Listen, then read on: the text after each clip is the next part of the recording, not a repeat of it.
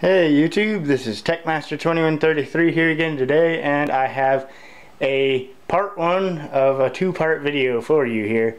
I had recently ordered some new parts for my gaming PC, and one of them is this Deepcool Tesseract computer case. It was 30 bucks on Newegg with $5 shipping, and I had heard a few people on YouTube that I watch mention it.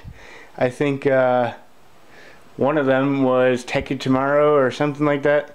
It was either Linus, Tech It Tomorrow, or one other one that is on there that I watched that I can't remember at the moment in time. But anyway, I figured I'd do this quick and dirty unboxing and overview of this case. I hadn't heard much about it. Apparently it's not that old. I think it just came out not too long ago. But yeah, so let's get started with this. I'm gonna get a handy dandy knife and I'll be right back. Okay, so here is the front of the Deepcool Tesseract. It's got a really nice, very bright blue around the rim of the front of it that stands out really nice. The entire front of this is mesh, so it should have plenty of airflow. Around the side you have a multiple configuration grill for fans. I did not get the windowed version. They had a version that the whole side of this was plexiglass window. I did not get it. There is support for 220mm fans up top, and I should mention that it does have a dust filter on the inside of this, as well as where the power supply sits. It's all filtered intake. It's just a cheapo mesh filter. But let's get the side panel off. It has removable thumb screws, of which I lost last time I had a case like this. So be sure not to drop those down anything or under anything. Make sure they don't roll away. Set this aside somewhere. And set it down there. Come on, stay. There we go. On the inside, you have your standard baggage of, or bag of hardware. The drive comes with these removable plastic toolless drive cage holders for your hard drives and whatnot, SSDs or any of that. You cannot put a DVD-ROM drive in the very top bay because the wires come out right there, and it kind of makes that slot useless from what I read online.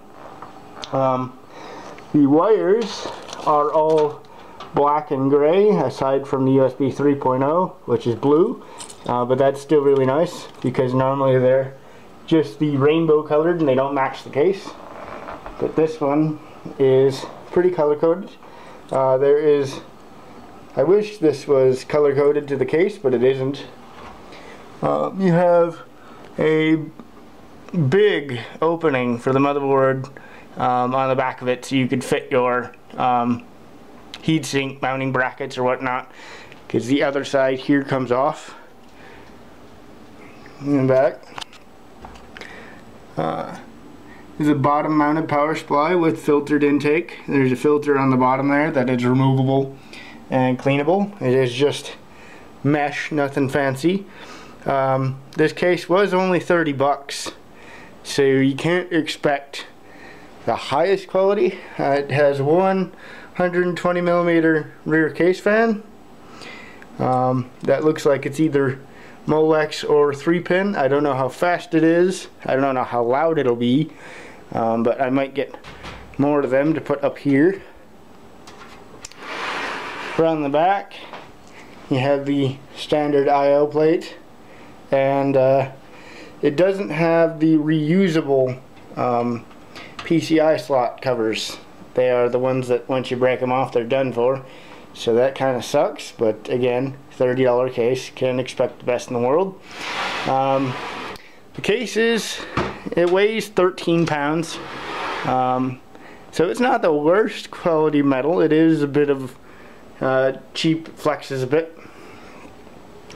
the around the top of the bezel here, this whole front bezel is like this rubberized coating. You have your hard drive and power LEDs as well as a USB 3.0 microphone and headphone jack, and a USB 2.0 reset button and power button. And the front bezel does come off. The way I've seen it come off is there's just a handle under here, and you take it and you pull. It just has these little snap-in clips or whatever that once you pull on them they release, but it does make one hell of a bang, so I wouldn't recommend taking it out unless you absolutely have to. But yeah, so that's the review of the case. It's not terrible, most definitely better than the other cases I've had. I'm going to go ahead and move my other system into this so we can see what it looks like. I had said that this is going to be a two-part video. That is because the video card I ordered is not here yet. Should be here within a couple of days, so it'll be an update on that. But I'm going to go get the other system and we're going to start swapping parts. Okay, just so there's a slight comparison here so that you guys can see what I'm going from to what I'm going to. This is the current case that I'm using, because whenever I built a PC I never actually spent the money on a case because I had one laying around. So I was using a generic Compaq SR1 738NX. I had the media card reader, which really didn't work. The USB 2.0 did, but it's an old style card reader that only accepts 512 meg cards. And let's go around to the back here and show you. It was very, very, very generic, and it was horrible on airflow. Side cover. And since it was terrible in pretty much every single way, sorry I had to put that down, there was also absolutely no cable management that could be done.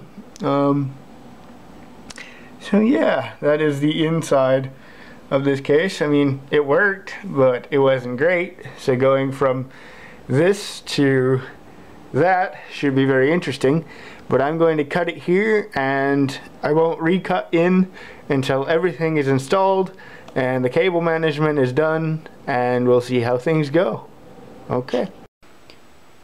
Alrighty guys, so I started swapping parts I think around noon, 12:30, and I got the build done. It is finished. And what does it look like, you might say? Well, after about 2.5 hours, this is what we have. I have all the cable management done, so it's all as pretty as it can possibly be. I left this sticking out of it because I have a PCI wireless card that's going to go in there. But as you can see, 2 hard drives. Those are not SSDs, those are laptop hard drives. Because I didn't buy hard drives along with everything, so I've just been using drives I have laying around, and I have a lot of laptop hard drives, and I figured since these will hold them, I have a 160 gig laptop hard drive, an 80 gig laptop hard drive, and then 2 80 gig desktop hard drives. I definitely need to get new drives, but this is what the system looks like. The only thing I could not wire up was the DVD-ROM drive. I don't have enough SATA cables or SATA power connections. It took all 4 to wire up these hard drives from the Corsair CX430. But as you can see down in there, everything is nice and fed through the back and tucked away. Cable management in this case is decent. It is not great. They do give you a lot of ways to tie things down in the back, but the problem is there really isn't a whole heck of a lot of space on this back cover. They give you this little bulge here, which seems like a lot until you start wiring things up. A lot of it is sitting right here, but it went on, and there's no bowing of the side panel. Everything is tied down neatly.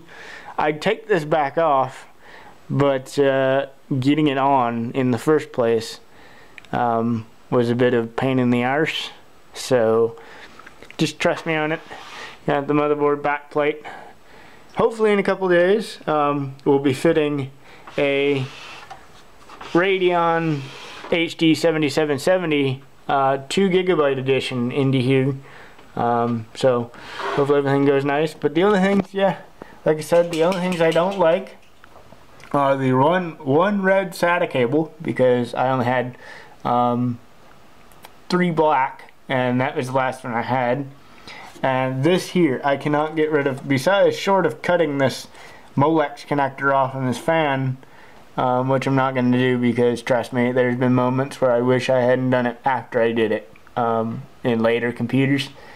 So I'm just going to leave that on there. But this DVD-ROM drive is mounted. Everything is hooked up, wired together.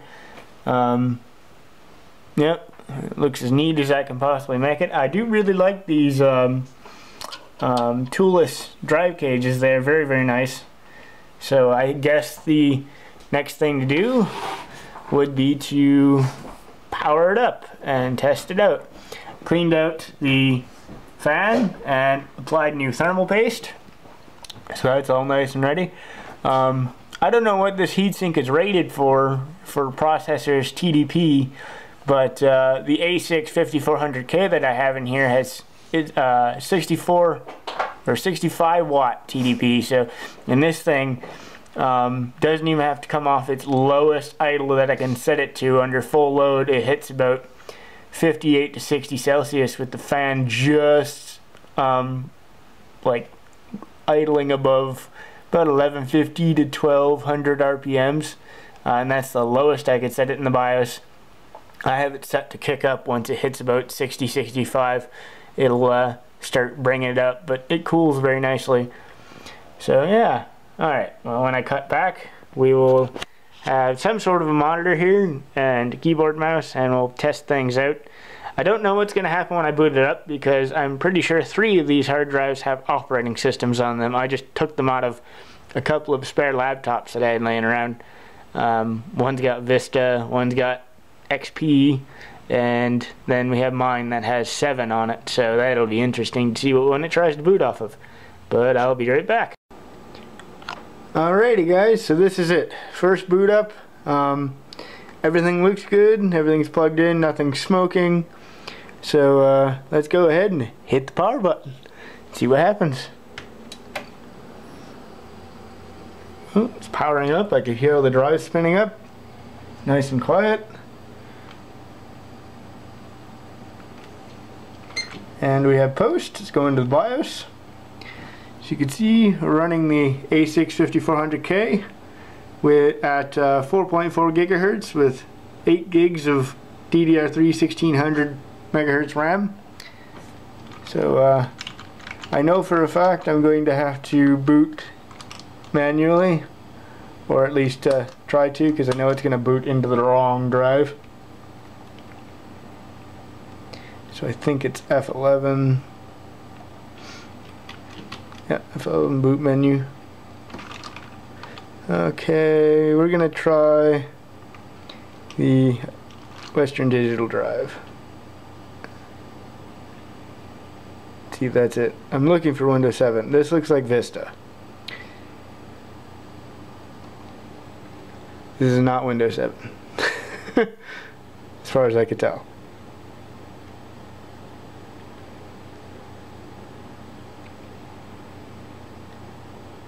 I'm betting it was the Seagate drive.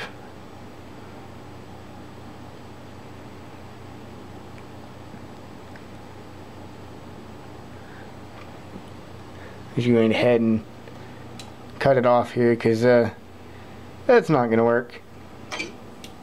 That didn't sound good. Not really supposed to do that, but I don't have much choice. Let's try it again.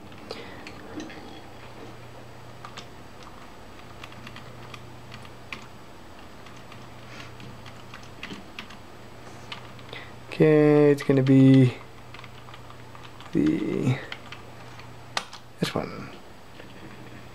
There we go. You can hear the Seagate drive as it's loading up. All my Western Digital drives are quiet. My Fujitsu drive is quiet. My Hitachi drive is quiet. Seagate drive is the only one that makes noise.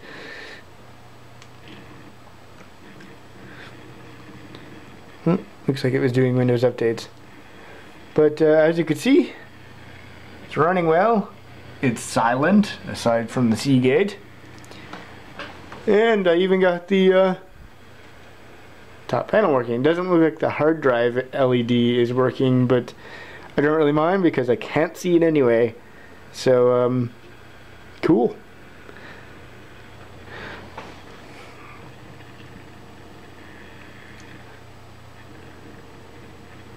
Really need to upgrade my hard drives. I really want to get an SSD, but I didn't have the budget for that.